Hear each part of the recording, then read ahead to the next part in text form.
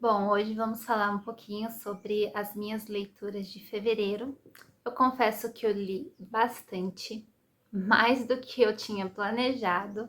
Meus planos para fevereiro eram ler 2 livros, um clássico e um dos livros que eu coloquei como meta para ler este ano. Eu li o clássico, li o livro que eu estipulei para metas e ainda sobrou tempo para ler mais outros. E, geralmente fevereiro é um mês que passa tão rápido, é tão curto, e eu consegui ler mais do que eu li em janeiro. Bom, começando por este livro aqui, Agatha Christie, O Incidente da Bola de Cachorro. Eu falei sobre este livro no Leitura de Janeiro, que eu li o conto, né, O Incidente da Bola de Cachorro, após ler o livro Poirot Perde uma Cliente. E o conto foi o esboço da Agatha para aquele livro. E este livro aqui, ele contém o conto e o restante dele são os cadernos da Agatha. Este autor, John Curran, não sei pronunciar o nome dele, ele reuniu todos os cadernos da Agatha numa visita que ele fez à antiga casa dela. Ele achou uma caixa com mais de 30 cadernos. E ele ficou encantado com aquilo, pediu autorização para poder escrever a respeito daqueles cadernos. Eu tenho os 2 livros, esse aqui e o outro. O outro eu li há muito tempo, acho que foi em 2011. Foi em 2011 as primeiras leituras que eu fiz desses livros e eu quero ler de novo porque eu já não lembro de nada. O legal deste livrinho é que ele é bem curtinho, ó. Ele tem, deixa eu ver quantas páginas, 95 páginas, então dá para ler rapidinho. Mostra pra gente, né, os cadernos da Agatha, e a parte mais fascinante da escrita dela é que ela nunca começava a esboçar, né, ou a escrever os romances policiais dela com o assassino já em mente. Na maioria dos casos, pelo menos mostrado aqui no livro, ela tinha várias possibilidades, então todos os personagens poderiam em algum momento ter sido o assassino. Isso é muito legal, gente. Eu também sou escritora e eu fico fascinada pela escrita da Agatha. Amo ler livros a respeito de escritores. Então, ler este daqui foi muito agradável a leitura. Valeu a pena. O próximo livro foi o clássico, né? Ele estava na minha lista de 12 clássicos para 2024. Este livro foi um presente da Suzy. Ela é uma inscrita no canal, uma seguidora minha do Instagram. E quando eu postei aquele vídeo falando sobre os 12 clássicos que eu queria ler agora em 2024, eu mostrei os que eu tinha e os que eu não tinha. E este aqui era um que eu não tinha. E ela me mandou uma mensagem falando que queria me dar de presente. Eu fiquei muito feliz, porque se alguém quer me fazer feliz, é me dar um livro. E ela me deixou muito feliz. E veio um bilhetinho junto. Vou ler para vocês o bilhetinho que ela trouxe com o livro.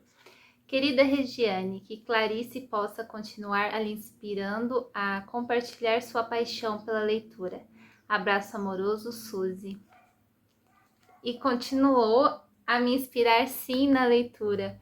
Eu amei esse livro, gente. Eu confesso que eu estava um pouco apreensiva, porque eu não conhecia a escrita da Clarice. Eu li só uma coisa ou outra dela durante as aulas de literatura que eu tinha. Então, pegar um livro dela do começo ao fim, eu nunca tinha feito. E todo mundo fala que Clarice é difícil, que Clarice é complexa, que a escrita da Clarice não é tão fácil. E até mesmo quando eu vi as entrevistas dela, aquela última entrevista que ela deu antes de morrer, que eu acho que tem no YouTube aí, ela mesmo fala que muitas pessoas acham que ela é muito complexa.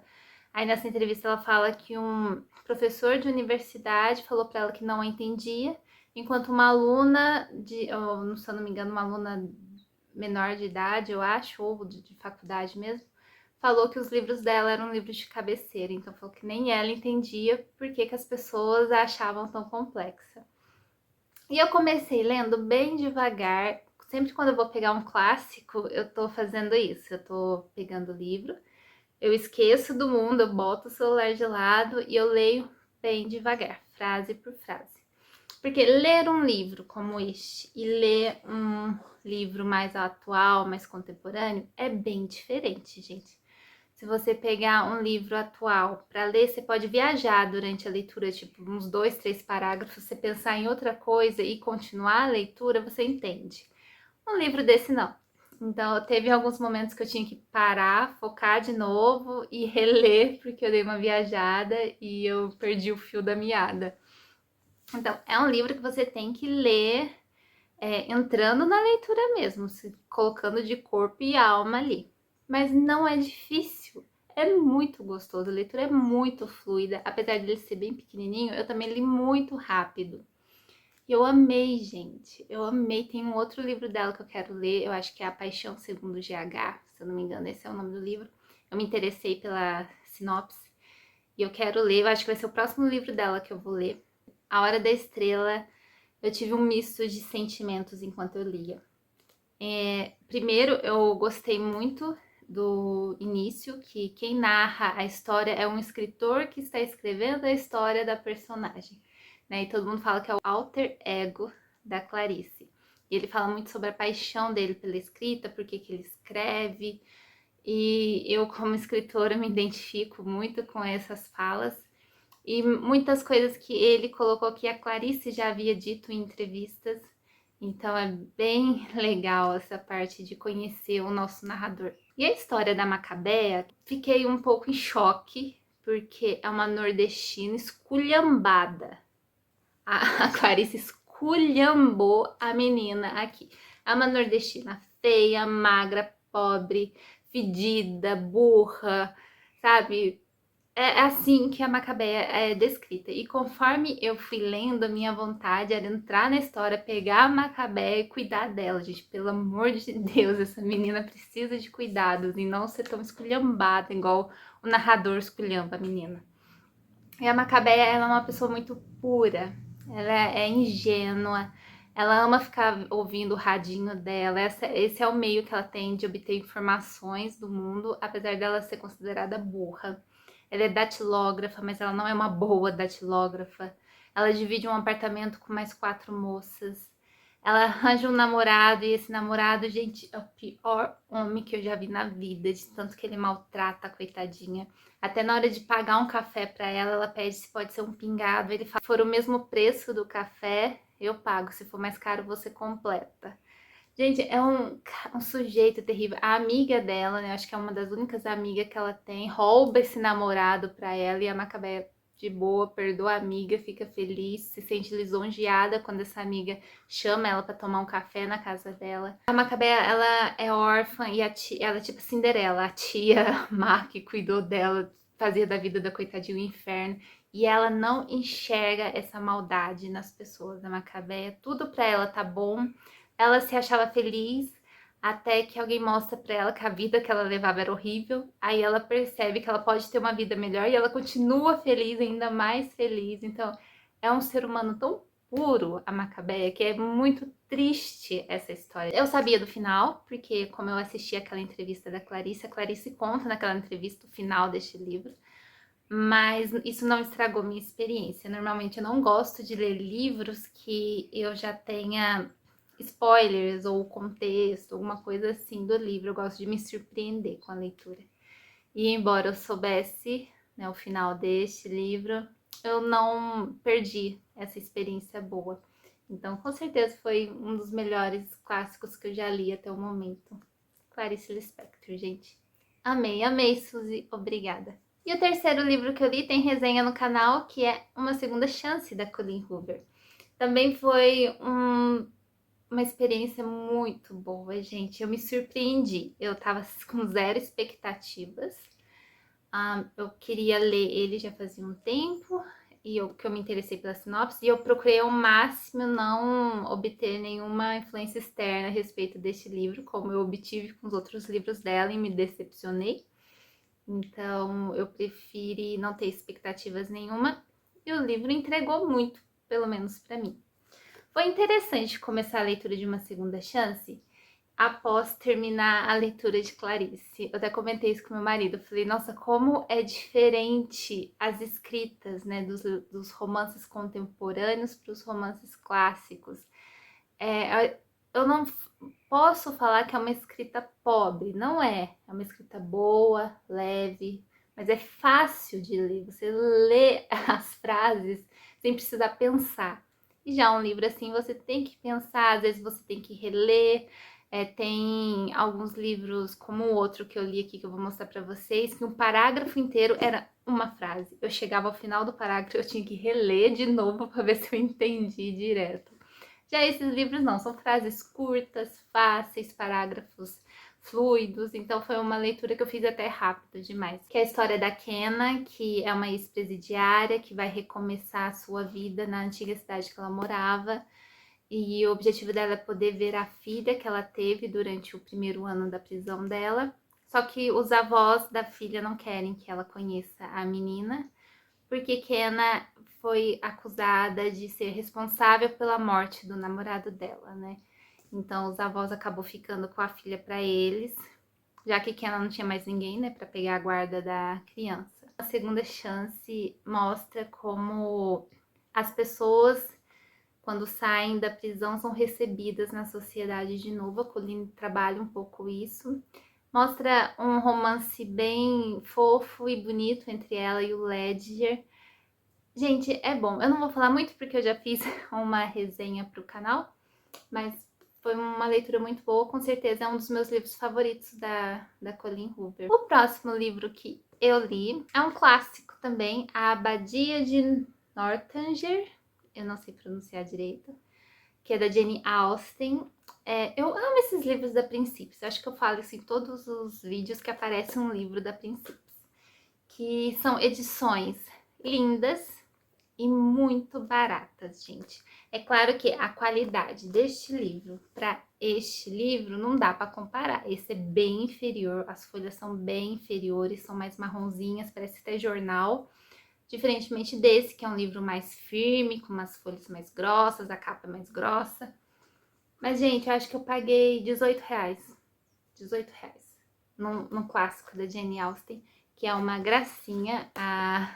A diagramação, a estética do livro. E foi uma leitura que também me surpreendeu. Eu já li Orgulho e Preconceito, embora eu não lembre de nada quando eu li, eu acho que foi em 2017, se eu não me engano.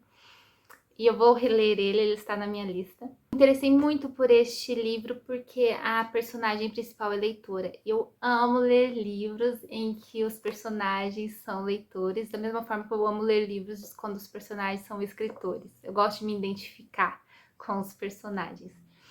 E neste caso aqui foi uma leitura que eu fiz encantada, porque a escrita da Jane Austen é muito gostosa, apesar de ter alguns parágrafos que são uma frase inteira, então você tem que voltar a reler para ver se entendeu direito.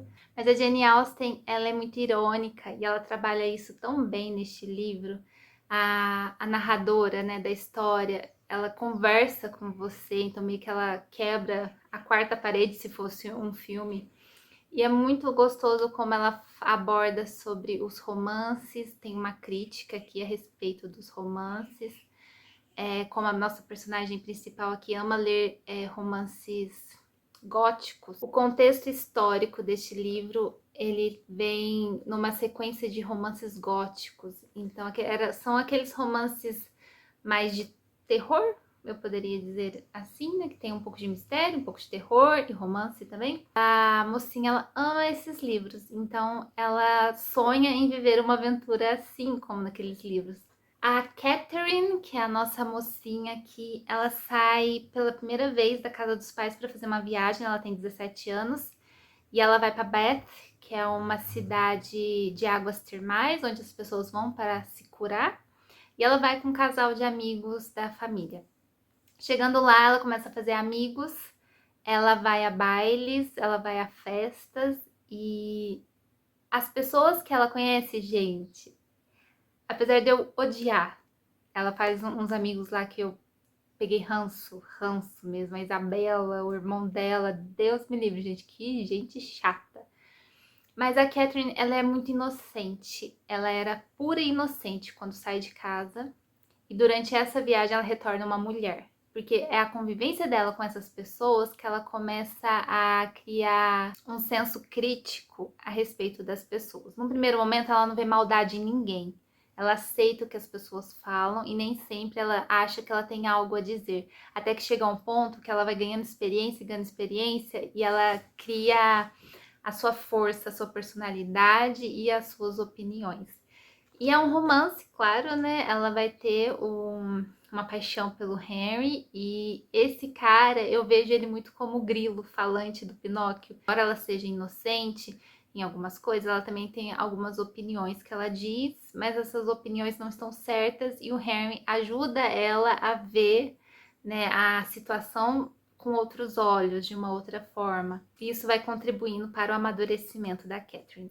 Foi o título da história que chamou, né, o interesse para ler e o fato dela ser leitora. A abadia de Northanger, gente, é meio que é um marketing meio errado, porque essa abadia mesmo aparece só nesse tantinho aqui da história. Tipo, você lê tudo isso e só aqui que a gente chega na abadia. E a gente tem uma experiência com essa abadia, a mesma experiência que a Catherine tem.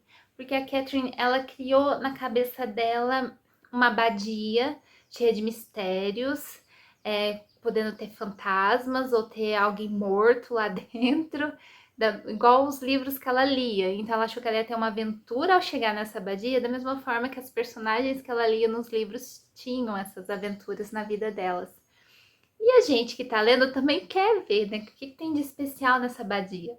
É tão decepcionante essa abadia pra mim, como foi pra Catherine. Ela ficou muito decepcionada, gente, porque tudo que ela imaginou não aconteceu. Mas é uma história que eu gostei muito. Eu demorei pra conseguir classificar. Eu dei 4 estrelas. No começo eu queria dar 3, porque pra mim é uma história esquecível, uma história que daqui a uns anos eu vou ter que ler de novo, que provavelmente eu vou esquecer. Não teve nada de marcante, assim, na minha leitura. Mas eu gostei tanto, foi tão gostoso, foi uma experiência tão boa. E sabe quando você termina uma leitura e o livro ainda fica na cabeça da gente? A Abadia de Northanger foi isso. Então eu dei 4 estrelas. Estou muito ansiosa para ler mais um livro da Jane Austen. Eu espero que nos próximos meses eu adiante o livro dela, Orgulho e Preconceito, para eu ler. Meu quinto livro de fevereiro foi Harry Potter e a Câmara Secreta. Eu ganhei esse box, vem todos os livros. É bem bonito esse box, eu ganhei do meu marido. E eu tô lendo aos poucos. O ano passado eu li A Pedra Filosofal e depois a gente assistiu o filme. E agora eu tô lendo A Câmara Secreta, terminei ele e agora a gente vai assistir ao filme. Uma leitura que eu tô demorando fazer porque eu conheço a história. Eu não li todos os livros, mas eu assisti a todos os filmes quando eu era mais nova. Então eu sei a história e quando eu sei a história é uma leitura que não flui muito.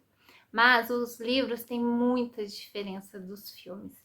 Tem algumas coisas que os filmes não colocaram, que poderia ter sido interessante. A Câmara Secreta mesmo tem algumas cenas bem legais que não tem nos filmes. E eu gostei muito de ler, foi uma nostalgia. A JK, ela pode ser uma pessoa não muito agradável devido às polêmicas dela, mas a mulher sabe escrever um livro, gente. Ela sabe escrever uma boa fantasia e é bem gostoso de ler. E por último, não é um livro que eu li inteiro em fevereiro, mas é uma leitura que eu estou fazendo aos poucos e agora em fevereiro eu peguei para ler, já que em janeiro eu não li, que é Os Diários de Sylvia Plath. Eu amo A Redoma de Vidro, que foi que é o único romance, né, que ela lançou. E eu li e me apaixonei pela escrita da Sylvia e me interessei em ler os diários dela. Eu amo biografias, principalmente biografias de mulheres. Eu tenho a biografia da Agatha, que também é uma que eu ainda não terminei de ler. E agora eu estou com a biografia da Sylvia, que eu tô lendo bem devagar. Porque é um livro muito grande, não anima muito, né? Você sentar e vou ler isso aqui tudo em um mês. Eu não consigo. Mas eu li 50 páginas este mês, então eu tô feliz, tô satisfeita. Mês que vem, se eu me animar, eu vou ler mais um pouco. E um dia eu termino. Eu não tô com pressa pra terminar, porque é uma leitura gostosa, agradável, é profunda. Tem umas partes que são meio chatinhas, principalmente quando ela começa a falar sobre a paixão que ela tinha por um cara e esse cara não queria mais nada com ela, então são páginas e mais páginas dela sofrendo por esse amor. Então isso é um pouco chatinho. Mas quando ela não tá com esse foco, o texto dela é delicioso, gente. Eu já fiz um monte de marcações, como vocês podem ver. Eu não costumo marcar meus livros com post-it, mas eu faço outra forma de marcação em que eu posso achar as páginas. Mas nesse caso, como é um livro muito grande, eu senti a necessidade de colocar post-it, para eu conseguir me localizar de um jeito mais fácil.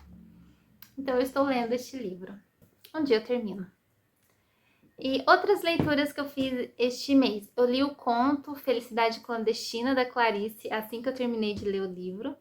É um conto que eu já tinha lido partes dele na aula de literatura, mas peguei ele para ler inteiro agora, após a leitura e ter amado A Hora da Estrela. Felicidade Clandestina tem na internet, gente, é só vocês procurarem que tem aí disponível, dá para ler. É um conto muito bonitinho. Eu me identifiquei com a menininha que ia ler, né, o livro da Narizinho, e a amiga dela ficava torturando ela até ela conseguir finalmente pegar o livro para ler. É uma leitura bem gostosa.